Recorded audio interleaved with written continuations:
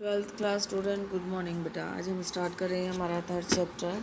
इसकी ये second revision video है, तो इसको आप ध्यान से देखें बेटा और रिवाइज करें मेरे साथ साथ। बंधुत्व, जाति और वर्ग 600 ईसा पूर्व से 600 ईस्वी के बीच में। ठीक है बेटा। तो इसमें हमारा फर्स्ट क्वेश्चन बन रहा है कि महाभारत की मूल कथा का संबंध किससे है।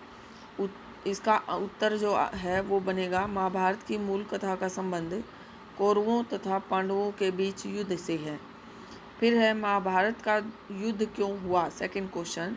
इसका आंसर जाएगा भूमि और सत्ता के पर अधिकार करने के लिए महाभारत का युद्ध हुआ।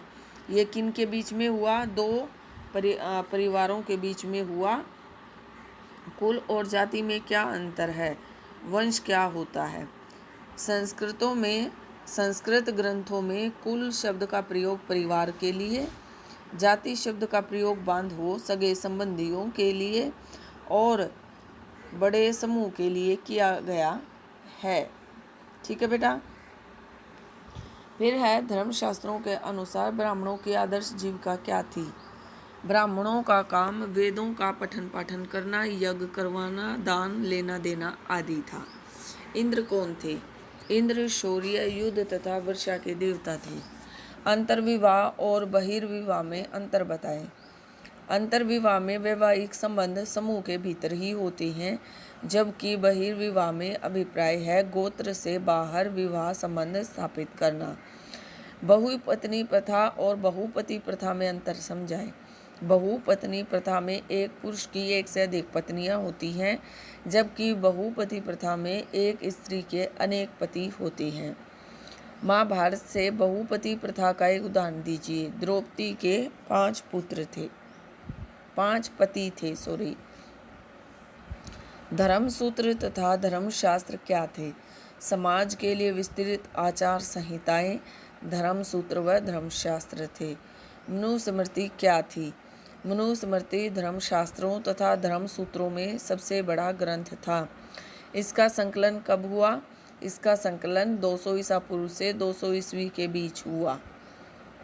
गोत्र के नाम का आधार क्या था? प्रत्येक गोत्र एक वैदिक ऋषि के नाम पर होता था। पितृवंशिकता तथा मातृवंशिकता में अंतर स्पष्ट कीजिए।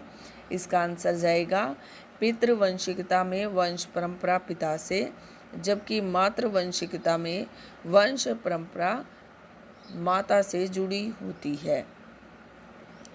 जाति समूह को परिभाषित कीजिए। परिवार में संबंधियों के समूह को जाति समूह कहा जाता था। गौतम और वशिष्ठ कौन थे? गौतम और वशिष्ठ वैदिक ऋषि थे। गांधारी कौन थी? गांधारी कौरवों की माँ थी। रेशम के बुनकरों से संबंधित अभिलेख कहाँ से मिला है और ये बुनकर कहाँ के निवासी थे? यह अभिलेख मंदसौर यानी कि मध्य प्रदेश से मिला है और ये बुनकर मूल रूप से लाट गुजरात प्रदेश के निवासी थे। ब्राह्मण किन लोगों को चंडाल कहते थे?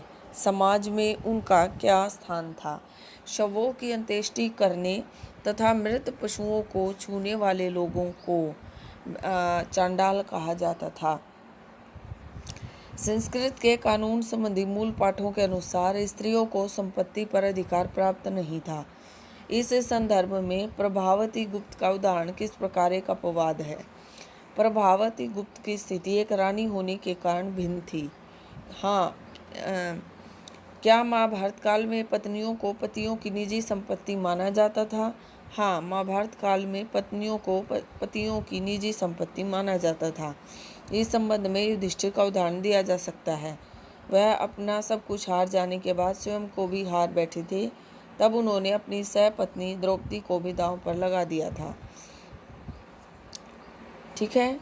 नेक्स्ट, भगवत गीता क्या है? भगवत गीता महाभारत का सबसे महत्वपूर्ण उपदेशात्मक अंश है। साहित्यिक परंपरा के अनुसार महाभारत का लेखक किसे माना जाता है? उन्होंने यह ग्रंथ किससे लिखवाया था?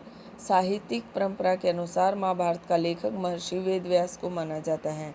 उन्होंने यह ग्रंथ श्री गणेश से लिखवाया था। महाकाव्य काल में संपत्ति पर अधिकार के दो मुख्य आधार कौन कौन से थे? लिंग तथा वर्ण। लिंग तथा वर्ण। ठीक है बेटा।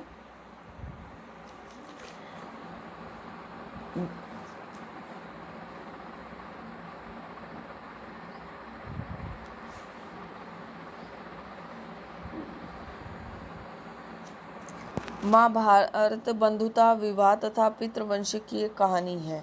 कैसे? तो इसका जो आंसर बनेगा वो इस तरह बनेगा। महाभारत एक महान काव्य है जो तत्कालीन भारतीय संस्कृति का दर्पण है। यह ग्रंथ उस समय प्रचलित बंधुता, विवाह, पितृवंशिकता आदि पहलुओं पर प्रकाश डालता है। इस समय पर जो परिवार हैं वो एक जैसे नहीं होते थे। सदस्यों की संख्या के आधार पर कुछ छोटे होते थे और कुछ बड़े होते थे, और इन सदस्यों के बीच रिश्तों तथा गतिविधियों के आधार पर भिन्नता पाई जाती थी। एक ही परिवार के सदस्य अपने संसाधनों का उपयोग मिल बांट कर करते थे, एक साथ मिलकर तीज त्योहार मनाते थे, रीति रिवाजों का निर्वाह मिलजुल कर करते थे। परिवार में पिता के पुत्र फिर पौत्र प्रपौत्र आदि में चलती है। महाभारत काल में यह परंपरा अत्यधिक प्रचलित थी। विशेषकर विशिष्ट परिवारों में, ऐसे परिवारों में शासक परिवार, धनी लोगों के परिवार शामिल थे। इन परिवारों में पितृवंशिकता निम्नलिखित दो कारणों से अनिवार्य रही। पहला, वंश परंपरा को चलाने के लिए। दूसरा, उत्तराधिकार संबंधी झगड़ों से बचने के लिए। पुत्र के न होने पर एक भाई दूसरे का उत्तराधिकारी बन जाता था। कभी कभी सगे संबंधी सिंहासन पर अपना अधिकार जमा लेते थे। कुछ विशिष्ट परिस्थितियों में स्त्रियां सत्ता का उपयोग करती थी। प्रभावती गुप्त इसका उदाहरण है। बंधुता का बदलता स्वरूप। महाभारत वास्तव में ही बदलते रिश्तों की एक कहानी है जो चचेरे भाइयों के दो दलों, कौरवों और पांडवों के बीच भूमि और सत्ता को लेकर संघर्ष का वर्णन करती है। दोनों ही दल कुरु वंश से संबंधित थे, जिनका कुरु जनपद पर शासन था। उनके संघर्ष ने अंततः एक युद्ध का रूप ले लिया जिसमें पांडव विजयी हुए। इसके बाद पितृवंशिक उत्तराधिकार की घोषणा की गई। पितृवंशिकता की परंपरा महाकाव्य की रचना से पहले भी प्रचलित थी, परंतु महाभारत की मुख्य कथा वस्तु ने इस आदर्श को और सुदृढ़ किया। इसके अनुसार पिता की मृत्यु के बाद उसके पुत्र उसके संसाधनों पर अधिकार जमा सकते थे। राजाओं के संदर्भ में राज सिंहासन भी शामिल था। ठीक है बेटा।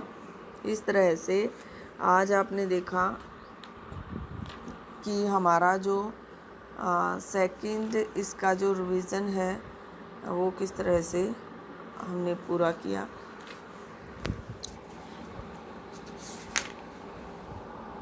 इसमें आप देखते हो कि